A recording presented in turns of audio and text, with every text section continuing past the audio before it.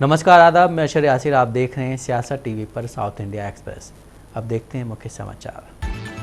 दिल्ली आबकारी मामले में ईडी की टीम ने आज तेलंगाना के मुख्यमंत्री के चंद्रशेखर राव की बेटी की कविता से दिल्ली में पूछताछ की। अब की कविता से होने वाली पूछताछ को लेकर एआईएमआईएम चीफ असदुद्दीन ओवैसी ने बीजेपी पर निशाना साधा है।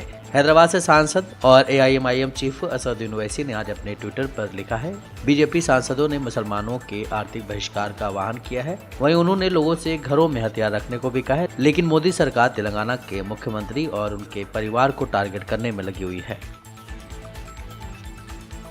दिल्ली सरकार के कथित शराब घोटाला मामले में आज तेलंगाना सीएम के चंद्रशेखर राव की बेटी की कविता ईडी के सामने पेश हुई। इससे पहले ही तेलंगाना में पोस्टर वॉर शुरू हो गया।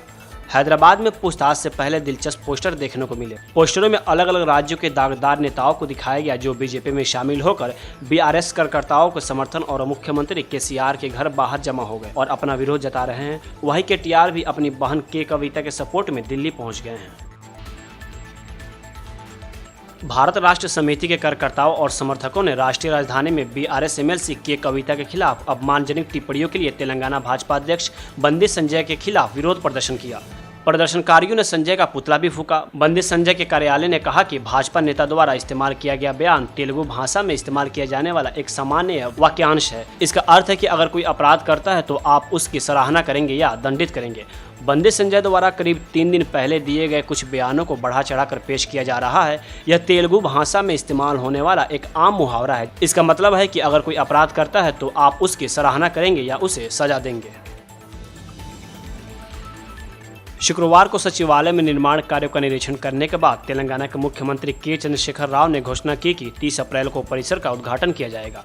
उन्होंने आगे घोषणा की कि भारतीय संविधान के निर्माता की जयंती के अवसर पर 14 अप्रैल को डॉक्टर बी.आर. अम्बेडकर की 125 फुट ऊंची प्रतिमा का अनावरण किया जाएगा।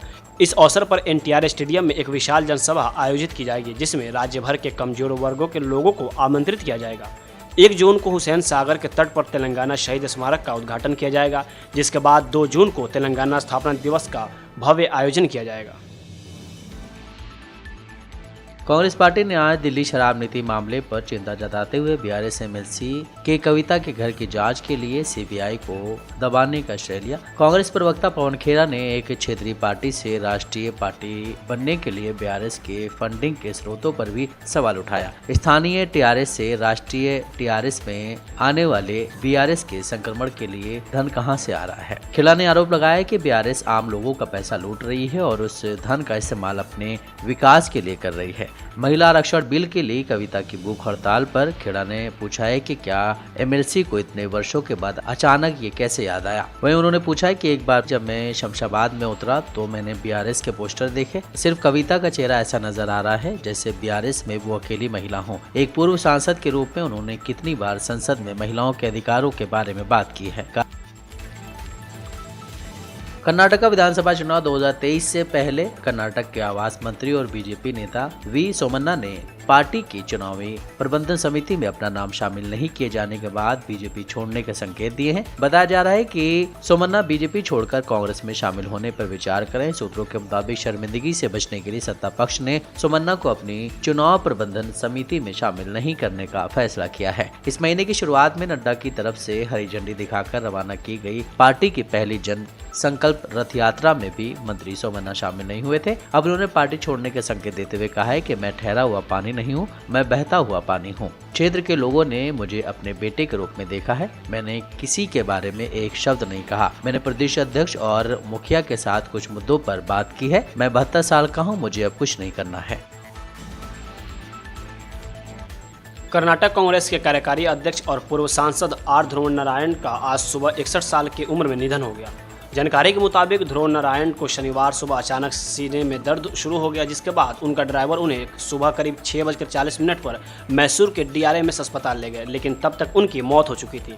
इस बात की पुष्टि अस्पताल के डॉक्टर मंजुनाथ ने की। दिल का दौरा पड़ने के दौरान ध्रुव नारायण सुबह मैसूर में अपने घर पर ही थे।